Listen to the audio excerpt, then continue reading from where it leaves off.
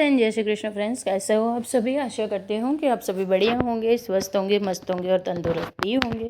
तो टाइटल देख के आप लोग समझ तो गए होंगे कि मैं किस बारे में बात कर रही हूँ। बहुत ही गंभीर इश्यू है, लेकिन उसके बारे में बाद में बात करते हैं। पहले यहाँ पे मैं मोटा मोटा बता देती हूँ आप लोगों को कि सुबह सुबह नाश्ता हो गया था। नाश्ते में आज मैंने लिया था ब्रेड और वाइट मक्खन, साथ में दूध, और आपने देखा चिवड़ा, पोहे और मुरमुरे का। उसके बाद बच्चे पीछे से रेडी हो रहे हैं। वो देखिए, अब बच्चे ना मेरे बड़े हो चुके हैं, वो दोनों अपने आप अपना काम कर लेते हैं। तो मैं ना जब भी वो लोग उनका जो भी नाश्ता वास्ता होता है वो बना कर दे देती हूँ ना। उसके बाद सीधा जब भी कपड़े हाथों से अगर धोने होते हैं ना, तो सीधा मैं बाथरूम में आके कपड़ों को ना भिगो देती हूँ। एक तरफ ब्रशिंग हो रहा है मेरा, क्योंकि सुबह गर्म पानी पीती हूँ। उसके आधे घंटे बाद, आधे या पौन घंटे के बाद ना मैं ब्रश करती हूँ। तब तक नहीं करती हूँ, बासी मुँह ही गर्म पानी पीती हूँ, और वो हमारी हेल्थ के लिए बहुत ज़्यादा अच्छा होता है।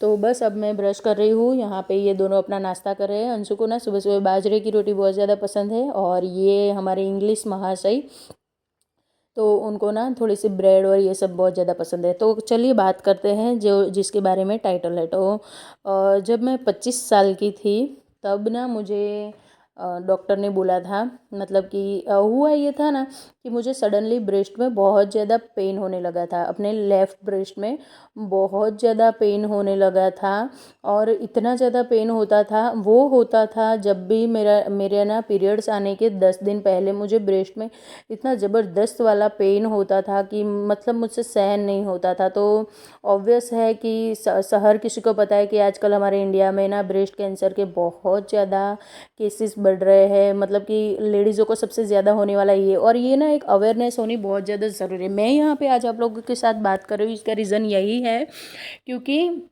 मैं ये झेल चुकी, मेरे साथ ये हो चुका है। और अगर आपको कोई बड़ी सी बीमारी हो जाती है, ऐसी बात आपको पता चलती है, तो घर में कितनी ज़्यादा मतलब कि टेंशन का माहौल हो जाता है। क्या हाल होता है, जिसके घर में होता होगा उसे ही पता होगा। वो मनहूस दिन हमने भी फेस किया है, बहुत ही गंदा दिन था। वैसे ही हुआ ये था कि मुझे बहुत पेन होता था। हर महीने के पिछले 10 दिनों में ना मुझे पेन होना स्टार्ट हो जाता था, पीरियड्स के 10 दिन पहले। तो मैं ना ऐसे ही, हम लोग लेडीज़ लोग बैठे थे फ्रेंड्स, तो मैं सबसे बोल रही थी कि मुझे ना इस तरह से पेन बहुत ज़्यादा होता है।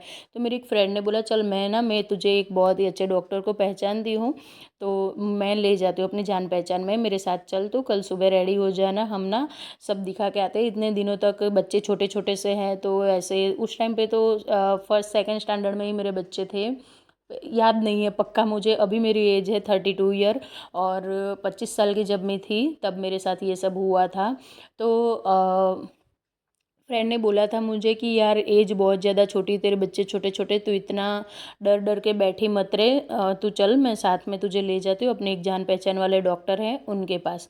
अब वो मुझे जिस डॉक्टर के पास लेकर गई, हम लोग गए। दूसरे दिन सुबह उठ के मैंने जल्दी जल्दी अपने सारे काम निपटाए। फिर भी मैं, देखिए मैं ना हिम्मत बहुत है मेरे अंदर। मैं ना अपनी खुद की तारीफ़ नहीं करती हूँ, लेकिन मुझे इतनी जल्दी मैं ना किसी छोटी मोटी चीज़ों से डर नहीं जाती हूँ। मुझे पता है ज़िंदगी है क्या है, एक दिन जाना है, और बॉडी है तो कुछ ना कुछ तो हो सकता है, किसी के हाथ में नहीं है ये। तो फ्रेंड के साथ गई, तो डॉक्टर जिनसे स्पेशल डॉक्टर थे, जिनसे मिलना था वो नहीं थे, लेकिन जिनके हाथ के नीचे काम करते वो डॉक्टर थे। वो भी डॉक्टर ही थे, कोई ऐरा गैरा इंसान नहीं था, डॉक्टर ही था। वो लड़का था। तो सारे रिपोर्ट्स किए, चेक किया, तो उसने मुझे बोला कि हाँ तुम्हें, आपको ब्रेस्ट कैंसर है आंटी, ऐसा बोला। मेरी मतलब कि पैरों तले से ना ज़मीन खिसक गई। मेरी क्या हाल हुआ होगा उस टाइम पे। 25 साल की मैं थी, और बच्चे छोटे छोटे थे। हुआ ये था कि मेरी ना बहुत छोटी एज में शादी हो गई थी, इसीलिए बच्चे हो चुके थे, वरना 25 साल की एज में तो आजकल शादियाँ भी नहीं करती है बच्चियाँ। और अच्छी भी बात है, किसी दिन अपनी शादी की कहानी सुनाऊंगी। अगर सुनना है, जानना है कि कितने साल में मेरी शादी हुई थी और क्यों हुई थी, और ऐसा क्या हुआ था कि इतनी छोटी सी एज में मेरी शादी हो गई थी, तो कमेंट करके मुझे ज़रूर बताना प्लीज़, कि हाँ आप लोगों को जानना है, तो वो भी आप लोगों से शेयर करूँगी। तो अब मुझे पता चला कि भाई मुझे ब्रेस्ट कैंसर है, और मतलब कि इतनी छोटी सी एज है, बच्चे छोटे छोटे से हैं। हस्बैंड घर आए दोपहर को, उनको भी पता था मैं हॉस्पिटल जाने वाली थी, तो वो आए तो पूछते थे तू गई थी, क्या हुआ। मैंने फ़ोन वोन नहीं किया उनको, वो अपनी ड्यूटी पे थे। उनकी जॉब भी ऐसी है कि मैं उनको परेशान नहीं कर सकती हूँ ज़्यादा। तो उन्होंने आके मुझे पूछा कि तू गई थी हॉस्पिटल या नहीं गई, क्या हुआ, डॉक्टर ने क्या बोला। तो मैं ना सीधा रोने ही लगी उनसे, मतलब कि कुछ बात ही नहीं हुई, मेरी आंखों में से सीधे पानी ही निकलने लगे। तो अब तक तो कुछ नहीं था, मैं मतलब मन से खुद को तो हिम्मत दे रही थी कि यार नहीं, मैं किसी से मतलब कि रोऊंगी नहीं, ये नहीं करूँगी, वो नहीं करूँगी। लेकिन उनको देखते ही ना मुझसे रहा नहीं गया, सीधे ही मैं रोने लगी। तो उनको पता चल गया कि कुछ तो बात है। वैसे तो मैं कभी रोती नहीं हूँ, सबको रुलाने वाली हूँ।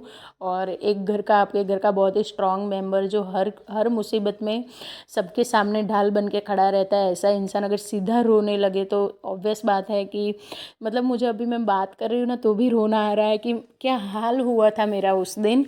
तो मैंने बोला हस्बैंड को कि मुझे बोला गया है कि मुझे ब्रेस्ट कैंसर है, डॉक्टर ने बोला। तो उनकी भी आंखों में पानी आ गया। मतलब उस टाइम पे ना हम लोग बिल्कुल सुन्न हो चुके थे, कुछ समझ में नहीं आ रहा था कि क्या करे, कहाँ जाए, किससे बात करे, क्या हो गया सडनली।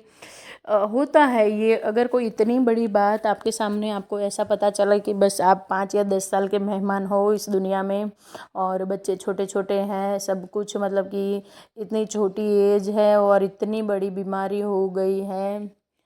मतलब किसी ने खाया नहीं, पिया नहीं, बच्चे भी मुझे देख के रो रहे थे, उनको तो कुछ समझ में ही नहीं आ रहा था कि क्या हो रहा है।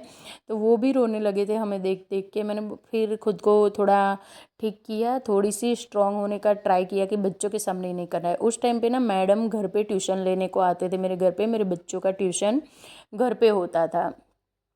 ऐसा कि मैं कहीं छोड़ने नहीं जाती थी उनको। और उनके ही स्कूल के ही टीचर थे, बहुत अच्छे थे, काफ़ी एज वाले थे वो, शायद 50+ उनकी एज थी। और बहुत समझदार लेडी थे। मतलब लाइफ में ना इतनी ज़्यादा उन्होंने मेरी हेल्प की है कि उन्हें पता था कि मैं ना छोटी सी एज में माँ बन गई थी। और जब मैं बच्ची थी, मैं खुद बच्ची थी, तब मैं माँ बन गई थी मेरी खुद की। मुझे पता नहीं था कि लाइफ में क्या हो, शादी का मतलब पता नहीं था। उस टाइम पे शादी हो गई, माँ क्या होता है बनना, ये पता नहीं था, तब माँ बन गई थी। लाइफ में ना बहुत स्ट्रगल झेला है मैंने, इतना स्ट्रगल झेला है ना कि मतलब कि किसी दिन तो मुझे याद आ जाता है ना तो मेरी आंखों से ना नींद उड़ जाती है कि यार मतलब कि मेरी किस्मत इतनी वो क्या, हाँ मुझे भगवान ने हिम्मत बहुत ज़्यादा दी है। मैं स्ट्रांग हूँ, मुझे पता है, मैं ना हर एक सिचुएशन से अकेली लड़ने की हिम्मत रखती हूँ। मेरा पूरा परिवार भी ये कहता है, सिर्फ मैं नहीं, हर कोई मुझसे कहता है। तो हुआ ये था ना कि उस दिन फिर मैडम आए ट्यूशन लेने के लिए, दोपहर को 2 बजे, वो 2 से ढाई बजे तक आ जाते थे, स्कूल से सीधा ही आते थे मैडम। तो मैडम ने मुझे देखा कि मैं कुछ बात नहीं कर रही थी, बोल नहीं रही थी, मेरी आंखें एकदम सूजी सूजी सी थी। तो पता चल जाता है ना किसी को भी, अगर आप मायूस हो, आप रोए हो, तो सामने वाला समझ जाता है। और ख़ास करके तब वो इंसान जो एक एज वाला और एक समझदार इंसान होता है, वो आपको देख के ही समझ जाता है कि रीज़न क्या है। तो रीज़न ये था। तो फिर मैं रोई हुई सी थी, बिल्कुल मुरझाई हुई सी थी। तो बच्चों ने भी मैडम से बोला कि मैडम मम्मी ना रो रही थी, पता नहीं क्यों। तो फिर मैडम ने मुझे बुलाया, वैसे तो अलग रूम में ही बैठते थे मैडम, बेडरूम में बैठ के अच्छे से बच्चों को पढ़ाते थे। तो उन्होंने मुझे बुलाया कि क्या हुआ, क्या रीज़न हो गया। और मैं ना उनसे सारी बातें शेयर करती थी, बिल्कुल बहुत अच्छा सा बॉन्ड था हमारा। तो फिर उन्होंने मुझे बोला कि क्या हुआ, रीज़न क्या है, क्यों ऐसे हो, मतलब कि इतने उदास और मायूस क्यों हो, क्या हो रहा है तुम्हारे साथ। बच्चे बोल रहे मम्मा रो रही थी ऐसे वैसे। मैंने फिर उनको बताई सारी बात कि मैडम मुझे इस तरह से पेन होता था और मैं हॉस्पिटल गई तो डॉक्टर ने मुझे बोला कि मुझे ब्रेस्ट कैंसर है। तो मैडम भी, उनकी आंखों में से भी पानी आ गया, वो भी रोने लगे। नहीं उन्होंने, लेकिन एक बार थोड़ी देर सोचा, फिर उन्होंने बोला कि नहीं आपको नहीं हो सकता है, आपकी एज बहुत कम है। मैंने बोला नहीं, डॉक्टर ने बोला है, अब कैसे नहीं हो सकता है, हो गई तो भी सब कुछ जांच पड़ताल करके पूरी मेरी मेमोग्राफी हुई है।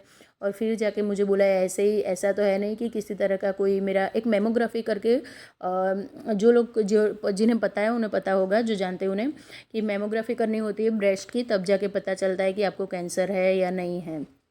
तो मैंने बोला कि बहुत दर्दनाक होती है वो भी, बहुत पेन होता है उस मेमोग्राफी में भी।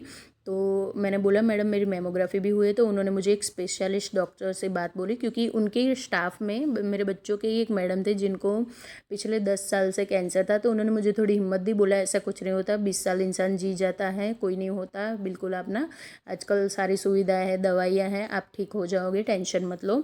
लेकिन आप पहले ना एक बार इस वाले डॉक्टर से मिलकर आइए। हस्बैंड वाइफ दोनों ही बहुत ही एज वाले डॉक्टर थे और बहुत ही ज़्यादा नामी हैं। तो उन्होंने बोला कि आप वहाँ जाके आओ। मैडम बैठे ही थे, बच्चों को पढ़ा ही रहे थे, मैं और हस्बैंड सीधे चले गए वहाँ पे उस हॉस्पिटल डॉक्टर के पास। तो उन्होंने मेरी मेमोग्राफी का रिपोर्ट देखा, पहले मुझे चेक किया, फिर मुझे बोला मेमोग्राफी का रिपोर्ट दिखाओ। मैंने बोला, तो उन्होंने बोला कि मुझे मेमोग्राफी की भी ज़रूरत नहीं है, मैं तुम्हें देख के बता सकता हूँ कि तुम्हें कुछ नहीं हुआ है, कुछ भी नहीं हुआ है।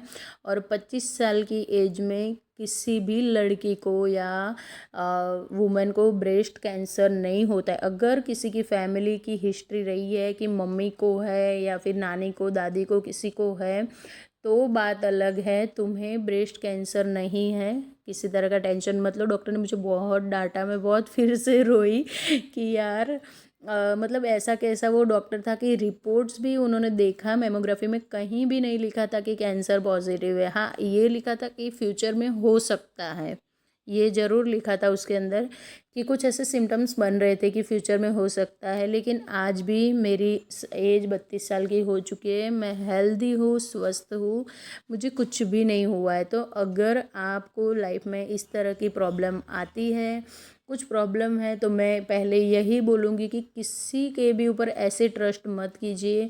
आप अपने रिपोर्ट्स 2 से 3 डॉक्टर के पास लेकर जाइए और 2 से 3 डॉक्टरों से कंसल्ट कीजिए। 2 से 3 मैं हमेशा, और उस दिन से मैंने कान पकड़ा है कि मैं एक डॉक्टर की बात कभी नहीं सुनती हूँ। तब जाके मेरे जी में थोड़ी सांस आई। डॉक्टर ने मुझे बहुत डांटा कि मैंने सबसे बड़ी एज 30 साल की, अभी तक की मेरी, उनकी एज डॉक्टर की उस टाइम पे 70 ईयर थी, मेरे 70 ईयर की एज में मैंने सबसे कम उम्र का ऑपरेशन 30 साल वाली लेडीज़ को किया है। और तुम तो अभी 25 साल की हो, और क्या 25 साल की एज में कभी किसी को ब्रेस्ट कैंसर होता है? हाँ, भले इसमें लिखा है कि तुम्हें हो सकता है, वो बात बाद में, वो बात बाद की है, लेकिन अभी तुम्हें कुछ भी नहीं है। तुम हेल्दी हो, स्वस्थ हो, अच्छे से जियो और खुश रहो। मतलब उस टाइम पे मेरी खुशी का कोई ठिकाना नहीं था। सडनली आपको सुबह ऐसा पता चलता है कि आपको इतनी बड़ी बीमारी है, और वही बात, और उस डॉक्टर पे तो इतना ज़्यादा गुस्सा आ रहा था ना, सच्ची में मुझे ऐसा लगता था कि इसको डॉक्टर किसने बना के रख दिया है सडनली। और डॉक्टर कोई ऐसे नहीं बोलते यार कि सीधे ही मुंह पे कि हाँ आपको कैंसर है, ये है, वो है। उसने तो मुझे मुंह पर ही ऐसे ही बोल दिया था, मतलब कि मेरी हालत क्या कर दी थी उसने। तो उस दिन से लेके आज तक मैं, अगर बच्चों को छोटा सा बुखार भी आता है ना, तो भी मैं 2 से डॉक्टरों के पास जाती हूँ। अगर नहीं अच्छा होता है तो एक के पास दवाई ली, 2 दिन देख लिया, अगर ठीक नहीं होता है बच्चा, तो मैं तुरंत चली जाती हूँ दूसरे डॉक्टर के पास। तो आजकल मैं आप लोगों से यही बताना चाहती थी कि आजकल, और बहुत ज़्यादा आजकल तो सेलिब्रिटीज़ को भी हाल ही में एक को हुआ है, नाम यहाँ पे किसी का नहीं लूँगी, सबको पता ही है, तो उनको भी हुआ है ब्रेस्ट कैंसर। तो ये ना अवेयरनेस होनी बहुत ज़्यादा ज़रूरी है। और उस दिन से ना मैं नाइट में जो ब्रा होती है हमारी, वो पहन के नहीं सोती हूँ। अगर आप लोगों में से जो भी मेरे व्यूअर है वो लेडीज़ है, रात को ब्रा पहन के अगर आप सोते हो तो वो बहुत गलत चीज़ है। रात को आपको ब्रा पहन के नहीं सोना चाहिए। सबसे बड़ा रीज़न यही होता है कि हम बहुत ज़्यादा टाइट टाइट कपड़े पहनते हैं, इनरवेयर हमारे टाइट से होते हैं, ये सब नहीं पहनना चाहिए। और आपने कैसे भी कपड़े पहने हो, नाइट में एकदम खुले खुले से कपड़े पहनिए। तो ये थी मेरी ब्रेस्ट कैंसर वाली स्टोरी। बहुत ही ज़्यादा मतलब तकलीफ़ में थी, आज भी मेरे साथ यही होता है जो प्रॉब्लम है। और वो प्रॉब्लम जो पीरियड्स के 10 दिन पहले वाला था, वो था हार्मोनल इम्बैलेंस, जो बहुत सारी लेडीज़ को होता है माँ बनने के बाद। सबको नहीं होता है, लेकिन बहुत सारी लेडीज़ को होता है माँ बनने के बाद। तो आप में से किस किस को ये प्रॉब्लम है, कमेंट करके मुझे ज़रूर बताना।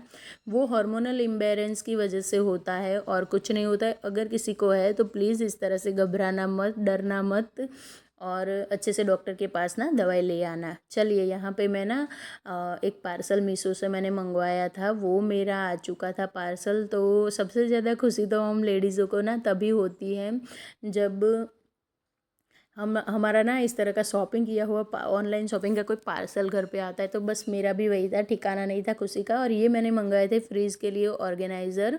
जो छोटी छोटी चीज़ें होती है ना फ्रिज में, वो बहुत ज़्यादा मैस हो जाती है, इधर उधर फैल जाती है। और बड़े बड़े से कंटेनर इसके लिए हमारे फालतू में यूज़ होते हैं। तो इसको देखिए आप, मेरे फ्रिज की हालत देखिए।